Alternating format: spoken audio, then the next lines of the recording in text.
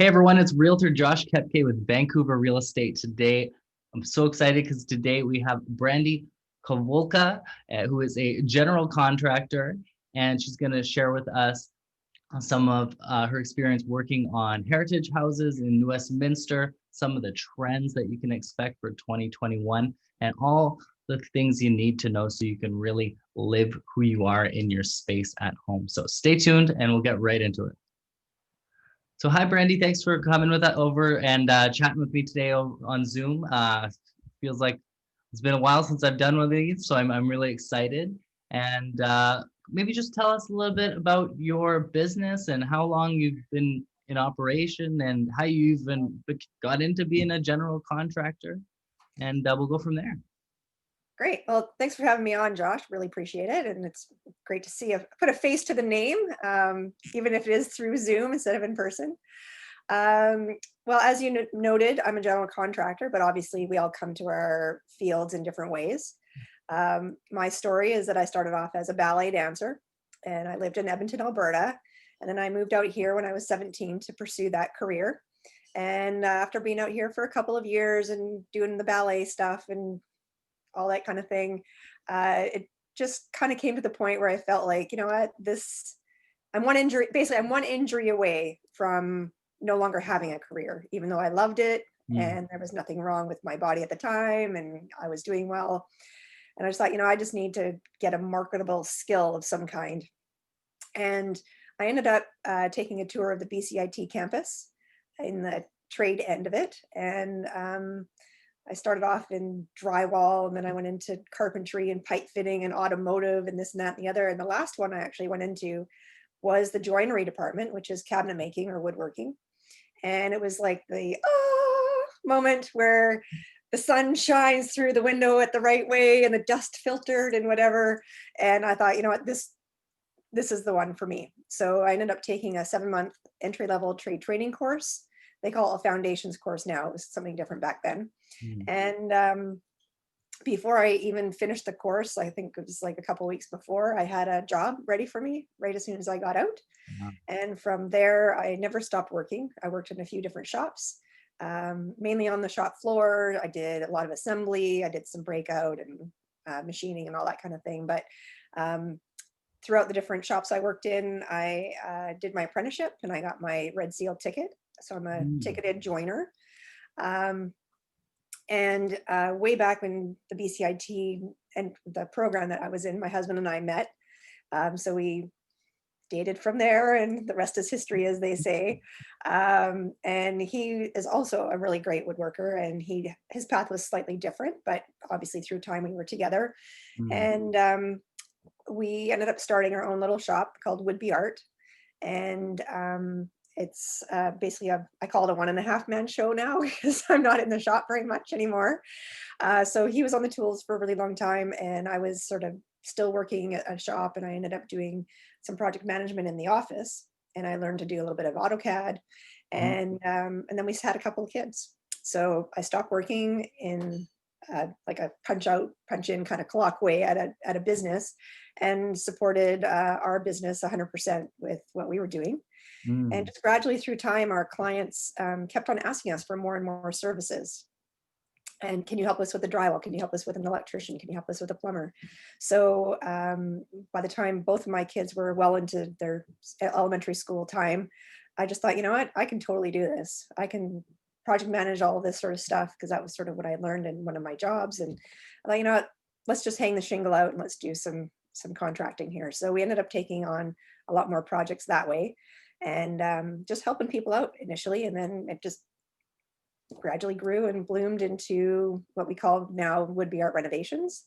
And we have a specialty in woodworking, obviously, because that's where our trade background is. But because we're cabinet makers and the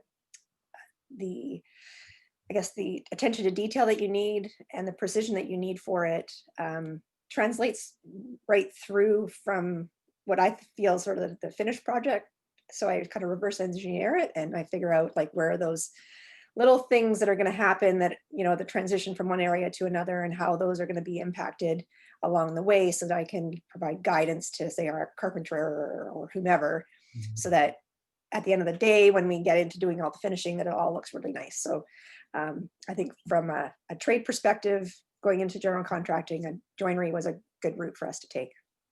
I love the words you use. It really, the thread of ballet seems to run through it when you speak of details and transitions. And I think who better to have an eye for detail and lines and those kind of things than someone with a background in ballet. So that's just it's really interesting to hear the paths people take. Yourself from that.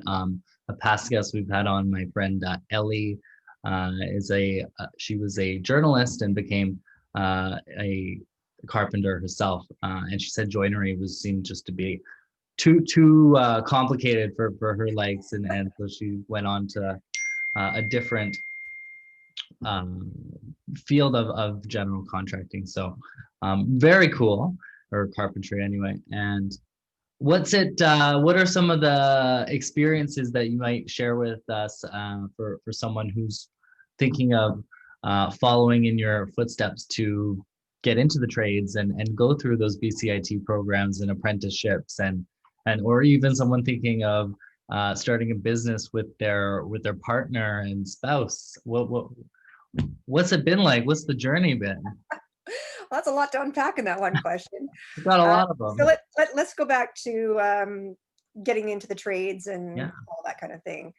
Um, we can automate a whole bunch of stuff. We can have people on a screen or at their computer doing a bunch of things and earning a living. Absolutely. But at the end of the day, we still need people to physically come into our spaces and do renovations or repairs or emergency work or whatever. The buildings themselves have to be physically attended to be built in the first place. You can't build it from an office. So you still need people who have the skills and the abilities to actually do all of that kind of work. And you can't, as a plumber or an electrician or a woodworker, I can't like reach through my screen and like sand something or finish something or nail a trim into your base molding in your house. Like I can't do it through a screen. So I feel like back in the day, it was kind of like, you're blue collar, you weren't maybe smart enough to go to university, which is ridiculous because tradespeople have an amazing amount of problem solving skills. But, I think it's going to be one of those things that you will never be unemployed, assuming that you're good and you're reasonable and you show up and you do all the things you're supposed to do as someone who does the job. You'll never be unemployed because houses always need to be fixed, buildings always need to be built, and there's always things that happen, and it could be insurance work because you had a flood or a fire or whatever. Like there's always going to be work. There's never not a time where there's not going to be work. So it's a really good field to get into.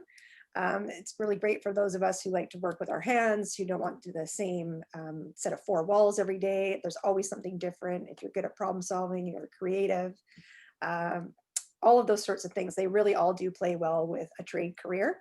And once you get started and maybe get into a program to get your feet wet a little bit and learn a little bit, if you have no idea, no tool knowledge, your parents weren't involved in any of that kind of stuff, then it's really great to take one of those entry level or foundation courses. And then from there to go through your apprenticeship and actually get your ticket. Just getting your ticket, like just getting a certificate on the wall, doesn't mean that you're necessarily any good, but it does add a layer of credibility. And I found that it's been a really good piece for me to have as a female in the trades. And from there, I mean, just work with a few different companies. You can try out a few, you can jump from place to place, you can get different experience in different things, different settings, different types of work within that field.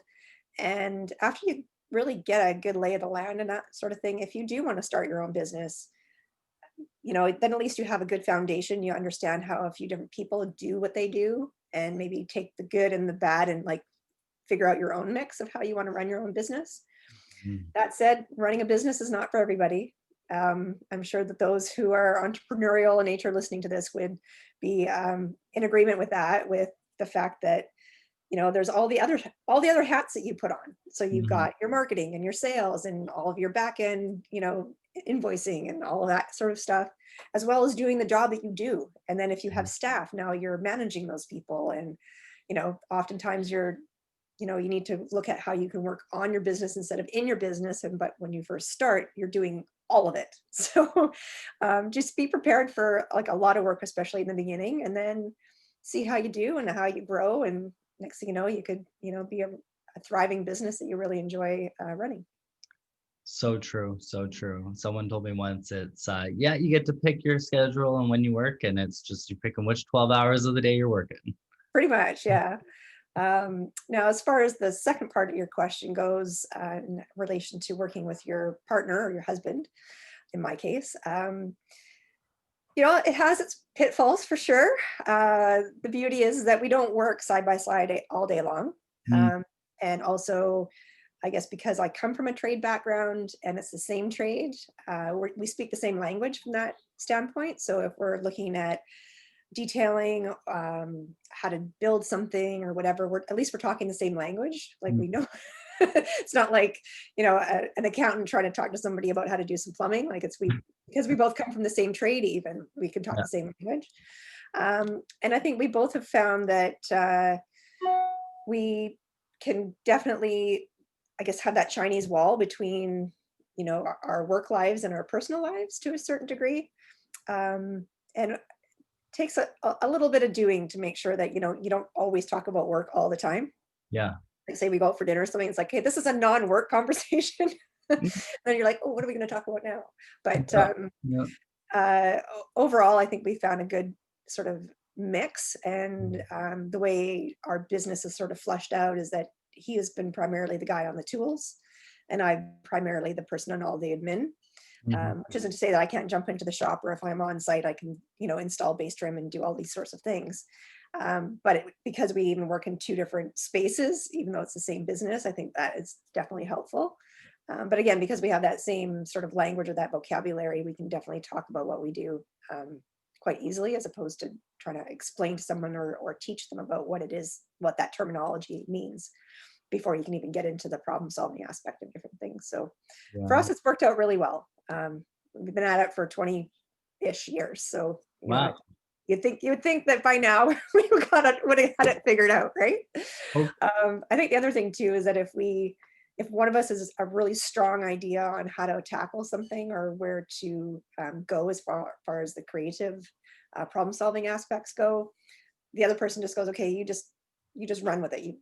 I'm the assist in the back, and then that way we're not butting heads about both getting to the same place, but we yeah. just get there slightly differently. So we've learned to like just step back and assist when needed, and then lead when we have the person who has like a very clear idea of what they want. Right, totally. So I wanna shift into gear and really learn a little bit about your experience on some of these heritage renovations. But before we do, and then some trends too for 2021. But before we do, I have a $1 billion idea for you. You had just said, you can't reach through the screen to do a renovation, but I think we would have thought the same with fitness and cooking. My good friend David Robertson, who owns the Dirty Apron's, been cooking with people in his kitchen at the restaurant through all these screens and video cameras. Imagine all these people who want to do their own DIY jobs at home, and you could just like condense them all into 1 hour and say, okay, we're going to work on your bathroom. Everybody here's your recipe list of stuff and your laptop, and I'll tutor you all through it at once. Could be $1 billion business. Could be an idea. We'll just like put that on the back burner For for my you and anyone who's watching this, I want my 10% for that for my idea. next business. Anyway, okay. But please tell me what. So you have worked on some of these older houses from like the early 1900s in New West. Is that right? Yeah, we would definitely have done our fair share of working in some heritage homes, and we really do enjoy it. So what are the biggest like differences in working on something like that versus a house that is a little newer in vintage, doesn't have all those older building systems in it? Because I've heard from folks selling their home in New West, and then specifically with those kind of homes, that they're very unique and you have to know them inside and out in this kind of house. And I'm just kind of like, well, yeah, maybe, but I could still probably sell it. But they seem skeptical. So what's the deal? Um, Well, I'd definitely say like anything, everybody has their personal tastes, right? So some people want something that's super modern and sleek and contemporary looking and all that kind of stuff. And a heritage house in Queen's Park in New Westminster is not going to be fitting the bill. And then there is the people who do like the grand sort of houses and the woodwork and the stained glass and all that sort of thing, and they're more traditional in nature. And then obviously the houses in that area are perfect for them. So part of it just comes down to personality fit with you and what you want your house to look like. As far as renovating two different kinds of houses, well, obviously we want to be respectful of the age of the house. So, we're not going to, well, hopefully we're not going to be going and putting in like some super modern, sleek looking metal kitchen with lots of glass in a heritage house. You want to be respectful to the age of the house. Yes, you don't have to have something so heavy and dark and, really huge moldings and all that kind of stuff that would have maybe been back in the day. But so you can modernize it, but you don't have to like totally bastardize it. You know what I mean? Like you want to, I do want to stress, we want to be respectful of the house, of the age of the house. Yeah. Beyond that, like oftentimes in the 70s or whatever, people started painting all of their wood trim, and you've got to like peel it all back with heat guns and scrapers and strippers and all that kind of stuff. And it can be painful, but if you can bring it back to its like heyday of like gorgeousness, then it's well worth the effort. It just does take a lot to peel back, 3, 4, 7, 10 layers of paint that someone's put on some trim molding or something. But the moldings themselves are really wide. They're solid, usually fir, and they're just gorgeous if you can get them back to their original state. So it's worth it if that's the kind of house that you want. As far as the house layout itself, like many houses, like there are little sort of smaller rooms as opposed to big open spaces. You can take down some walls. Obviously, we need to get some structural engineering involved and all that kind of stuff to make things feel a little bit more open, but it is possible.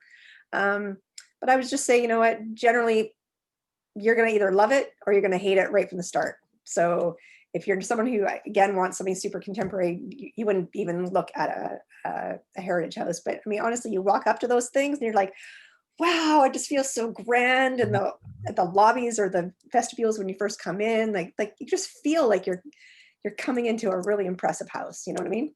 Yeah. Do they present any problems for maintenance and upkeep that you might not think of or expect? Because when I look at those houses, and I haven't checked online to see the latest pricing of them, but I'm pretty confident you can get like a good restored one for under 2 million. And I see that, and I see some of what you can get, on the streets I work in Vancouver, and I go, well, give me the grand house in New West.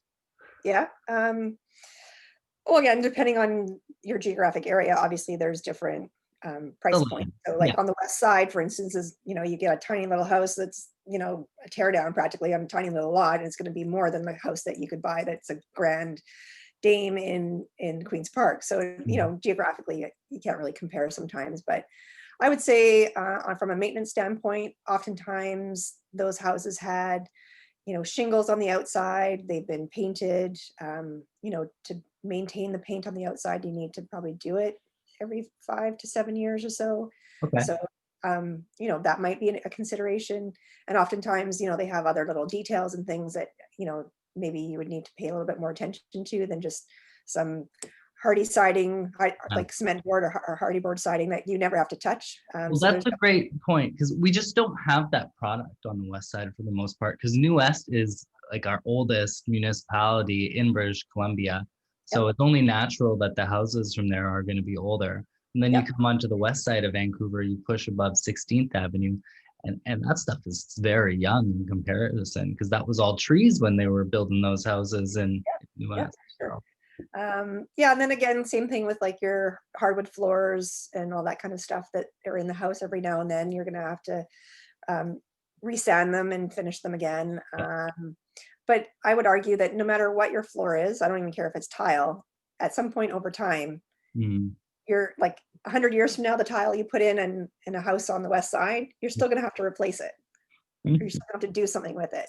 So it just, like everything, it has its trade-offs, right? So I would say, the the wear and the tear and the age of the house definitely have a factor. And if someone else has done a lot of work to begin with, and if you just keep maintaining it, you're probably fine.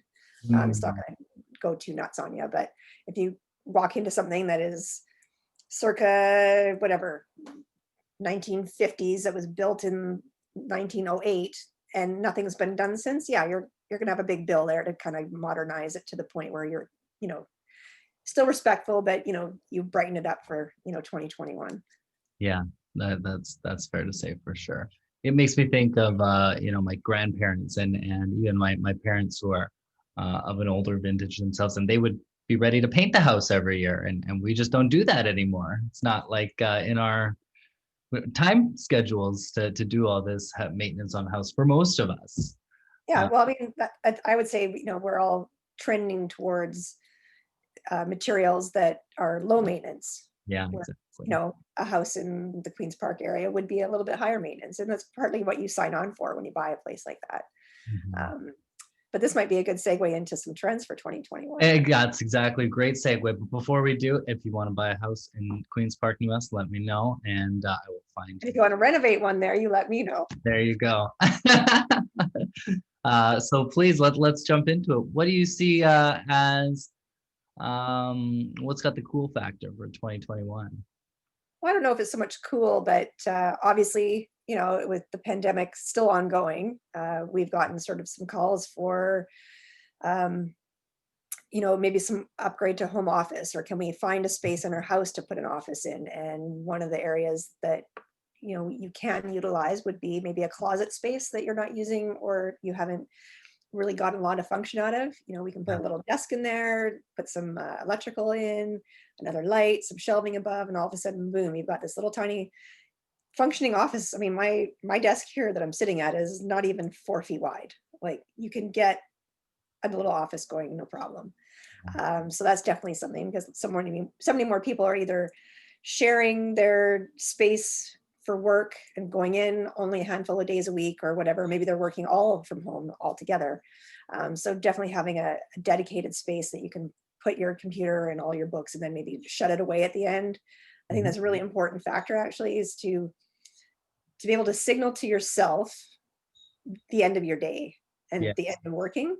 Because if you have your computer sitting around and books and papers and all that kind of stuff, it's in your visual sort of landscape, and it's always going to call to you, and you're always going to feel like you're working then, because you never get to like get out of your office and lock the door and get in your car and come home. So having a way to signal the end of your workday is really nice. And maybe putting it behind closet or a sliding door, or even if it's a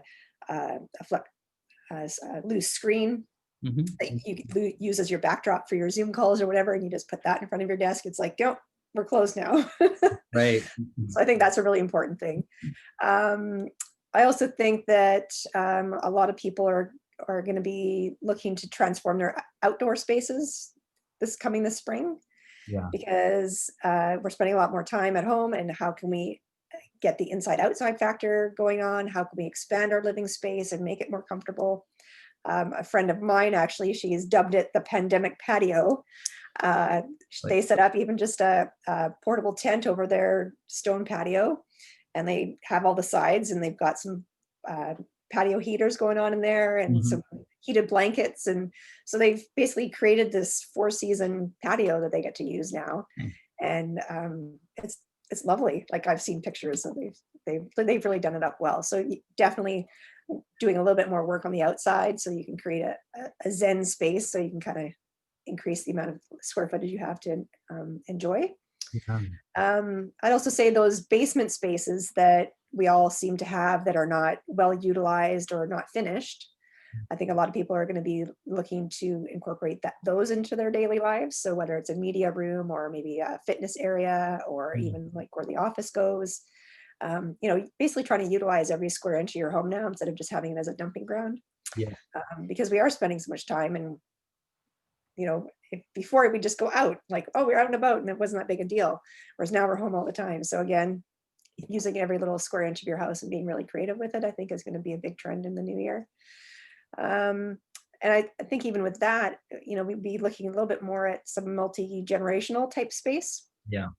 Um, with concern over the warehousing of our elderly and the impact the pandemic has had on them. I think maybe we're starting to change our mindset and thought around doing that. Unless, of course, someone has Alzheimer's or whatever, it's going to be a lot more difficult depending on what their medical situation is. But yeah, just basically incorporating multi-generations into your home and making everybody comfortable.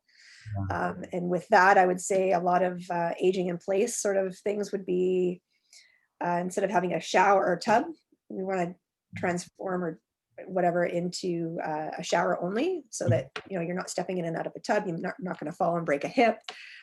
Putting some grab bars. I think we did, I don't know, 3 or 4 tub to shower conversions just in 2020, and they were all for people who were wanting to maintain aging in place or planning to do so. And yeah, no, it's. Would you be able to share with us like a range of what a tub to shower conversion would cost someone? If we're doing a whole bathroom, like the vanity, the floor, tub to shower conversion, putting a new toilet, all new fixtures, lighting, and all that kind of thing, you're probably looking in that sort of about 25,000-ish range. And of course, it depends on the size of your bathroom and what the cost of the fixtures and all that kind of stuff are. But you're probably in about that $25,000 range. Is that on the middle point or the high point or the low point? I'd say that's the mid range. Okay. You Great. could potentially do it cheaper, but why? Like, if we're going to do it, let's do it right. Yeah, especially. Then, of course, you can add a bunch of luxury bits and pieces in there with body jets and heat lamps and steam shower. Like, just there's all I kinds. want those. Yeah. There's all kinds of things you can do that make the price go up, but a good solid sort of about 25,000 would definitely get you a really nice bathroom. Wonderful to know. One thing I wanted to ask you about well, 2 things. The second one is, have you gotten people asking you to, because it's been open concept for so long, to try to bring some more definition to spaces. And before that though, the closet to office kind of conversion, because I have that and in my place, but the acoustics are terrible. So if you are someone who works on the phone, at least with mine, it doesn't work because the sound bounces off and it's terrible. So is there something you can do for the acoustics? Is it just putting in more insulation or what do you got to do? Well, there's a couple of different things. So if we're going to actually physically take down drywall to run new wiring or whatever, then yeah, we can definitely add some safe and sound insulation in there. But another thing that you can do if you're not going to take down the drywall and all that kind of stuff is you need to add some soft surfaces in there. So maybe it's just even like instead of having an artwork piece, it's like a panel that has fabric on it. Right. And has like an acoustic property to it, and that will absorb the sound vibration. Or again, like having even a chair that is got a soft back on it instead of one that's mesh. But yeah, so basically there's a handful of things that actually absorb sound, right? And soft surfaces is one of those, and that helps to reduce the amount of vibration that the sound is producing, and then hitting off of everything and then making it all bounce back and forth. I'm gonna put coat hangers on the wall and I go hang coats in there. That's what apartment living is like. And how about bringing some definition to your more open concept living spaces? Are people putting up walls? I think we're being more mindful around the understanding that sound travels. And yes, I want an open concept space so I can see everybody and everybody can see me and we can visit and all that kind of thing. But what happens if I'm cooking in the kitchen and I'm using my Mixmaster or my blender or my Cuisinart or whatever, and I'm doing a big cookathon for the afternoon, and then somebody right in this open concept space wants to watch a movie, and all of a sudden those 2 activities are competing against each other. So I think part of what it comes down to is we just really need to be mindful around how we live and what our activities are within that. And if you know that you're somebody who loves to watch movies and somebody else does a lot of cooking, maybe having an open concept media and kitchen are not the best choice for you. But if you've already got that and you need to divide the space a little bit more, then obviously you can have headphones that the screen TV or your laptop or whatever, you can listen to it. So you've got some earphones in. From a cooking standpoint, I mean, cooking's cooking. Like you can't minimize the sound of a mix master. That's just the way it is. But you can, if you're looking for just a division of space so that each space has its own identity, you can take a page out of interior designers books and you basically create that by having furniture and rugs laid out in a specific way so that, one area has a personality to the next. And I think that's by far is the easiest way to define those areas. If you want to do something from a construction point of view, you can definitely put up a wall, absolutely, but you can also put up some decorative division type walls, or maybe something that has like some sliding doors that open, so you still have open concept when you want it, but then you can close it off when you want to have some quiet on each side. So that would be an option there. And then I guess the cheap and cheerful version of that would just be to have a curtain that runs across. And that way, at least from a visual standpoint, just call me, we'll sell it. You buy a new one that fits better. That sounds like the way. It's a little bit more expensive, but you get just what you want. And then you can restore it if it's not in the right condition. Exactly. You know what I'd love to know before we wrap up, since your kind of area of expertise is around joinery, and for those who are a little less in the industry, that's cabinets and uppers and lowers, right? Yeah, well, basically anything to do with woodworking. So furniture, even front doors, cabinetry, uppers, lowers, bathroom vanities, kitchens, built-in units, offices, like shelving, like anything that you can build out of wood is basically joinery. So what's exciting you in that space of joinery? What are you like? What would you want to work with? What kind of styling would you want to do if you're designing your own pieces for in 2021? What does that look like for you? Well, I can tell you that like this kitchen behind me, which we just finished, shaker doors, which is the frame with little square panels and stuff in them, that's timeless. It'll transcend whatever trend happens to come and go. So shaker doors are a pretty good staple. But as far as materials go, they always change. Like, what is it, back in the 90s, I think it was pine with all the distressed, look and everything like that. And I mean, I'd be hard pressed to even find a piece like that right now in a store, These days, a lot of it comes down to live edge wood, dining tables that have heavy bases that have like this live edge situation. What is a live edge? A live edge is basically the log is cut and you still have sort of like the remnant of the bark on the outside. Oh, So okay. it's have a live edge, and it seems to be all the rage right now. I was just in a furniture store the other day, just killing some time while my husband was doing something, and yeah, like all over the place. Lots of dining tables, lots of end tables, coffee tables. They all seem to have a little bit of a hint of that. I would say that trend's going to stay with us for a while because it's really organic and it's interesting to look at and all that kind of thing. But for me, we just finished our main bathroom upstairs, and we went with rift cut oak.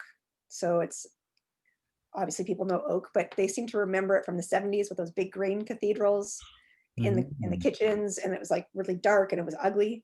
So rift cut oak is beautiful. It has a very straight grain. You can stain it, you can leave it clear. It all looks really beautiful. So we've just done that, and we're getting a lot of rift cut oak or quarter sawn oak as far as a product or a species that people are interested in these days. So I think that's going to be around, and it plays really nicely with both a traditional and a contemporary aesthetic. So I think that's partly why it's going to make the jump to be something that's pretty hot. I mean, I've already seen it been coming, but I think it's going to continue to be pretty hot. And I guess the things that make get me most excited would be the people who want to really pay attention to those details, and they want to do things that make whatever it is special instead of just standard. So like even this like little piece in the back here on the side, that side, it was a narrow little unit. We had to raise it off the floor because there was a cold air return down there. And they just wanted this little cute little unit on the side. So we did that. I guess the other things would be, I guess from a general contracting standpoint, I'd be definitely open, and we have been taking more and more whole houses. So we take the whole house and we all new doors, new floors, painting, cabinetry, bathrooms, the whole shebang, deck out the back, a new front door, maybe some new siding. It's just like the ants pan, and then to put some kind of architectural detail in there. Maybe it's an indoor outdoor fireplace, or maybe it is a really fancy freestanding tub that sits in the beautiful Ooh, I in like a that. really nice space for a master bathroom or something like that. Those are the types of detailing bits and pieces that I would really love to take on. That sounds amazing. Who doesn't want a big clawfoot tub like that? It's freestanding. Or even there's this brand, it's called Victoria and Albert, and I want to say they're like acrylic, and so they're like super soft, like to the touch, and Mhm. you can get them like to come up quite high, and they're very comfortable to lay in, and they have beautiful shapes, and you can get colors on the outside, colors on the inside. It's kind of like ordering your Porsche with all different colors or whatever, or your Tesla or whatever. So Yeah. um, yeah, like different products like that I think are really stunning, and they can really make the design of your space pop. And I'm, yeah, totally keen to work with people who'd like to go that route. Too cool. One more question for you. Lay Now, it on. I have learned that the least trafficked room in a house is the master bedroom, but it is one that people tend to want to renovate first. Hmm. And would you agree with that? I don't know that people have come to me asking for it as their number one space. Yeah, Usually it's the kitchen or a bathroom, just I would yeah. think so. Yeah. But I would say, yeah, generally, you want to create a Zen space for yourself. Exactly why it's the sanctuary from the rest of the house and the Exactly. kids or whatever and you can Yeah. wake up in your sanctuary before you got to go meet the chaos of the Well, rest. or at the end of the day, you're taking a load off. Maybe you're going to meditate. Maybe if your bedroom's big enough, you can do some yoga, some stretching before you hit the bed. Yeah, generally, yeah, you can make it super romantic and all that kind of thing as well, with some nice lighting and all that kind of thing. So yeah, no, I definitely recommend having a sanctuary, even if it comes down to just new sheets and bedding and stuff like that. That if that's all that you can do, I would say that's definitely a step in the right direction. From there, even some really nice lamps and some area rugs and all that. Definitely, you can put some crown molding up in our bedroom. Actually, we Oh, created a really unique crown, and I just every time I'm sitting in bed, I'm reading or whatever before I go to sleep, I look up and I love it. too good, too good. Well, this has been so much fun and really educational.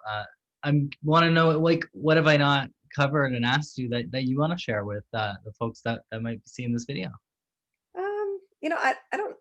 I don't think there's anything really on my list that I feel is lacking. I would just say, now is the time. The sooner you get into doing a renovation, the better, because then you get to live with it and enjoy it for longer. And the construction costs are probably cheaper today than they are tomorrow.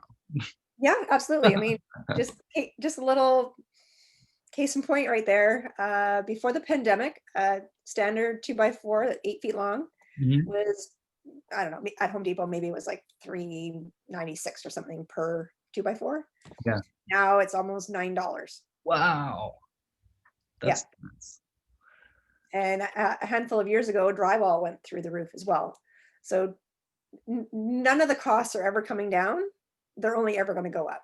yeah. And labor rates and all that kind of stuff. I mean, even people who have larger businesses that they have to pay Hmm. um, Hmm. people's MSP premiums and things now, like all that becomes a cost of business that gets passed down to the end consumer. Yeah. So it's never too early to start dreaming, and never too early to either decide to sell your house and move, or never too early to contact someone like myself and try and just figure out what the possibilities are. And so, how do people contact someone like yourself? Well, someone like myself, uh, being me specifically. You, Uh, Brandy, how do people reach you if they want to you reach can out reach, to find out about you can reach Capstone, me whatever? through our website at woodbeart.com. So Mhm. WOODBEART.com. And there's a contact page on there that'll come directly to my inbox. Awesome. And do you have any social media platforms that people follow along on? Yeah, so we've got Would Be Art Facebook, and we've got Would Be Art Instagram, and of course I'm on LinkedIn, Brandy Kawulka, Yeah. and I'm not on Snapchat or TikTok or any of those other ones. No TikTok dances? Come on. Construction TikTok. Maybe I should. It'd probably be a whole other thing, but yeah, no, I try to just keep to those Yeah. two, just to make my own life a little easier. Yeah. There's you can't keep up with those things if you try. Well, that was great. Thank you so much for spending the time with me today and for sharing some of your immense wisdom. It's clear that you have a really big passion for what you do, and it's clear from the visuals behind you that you're good at it.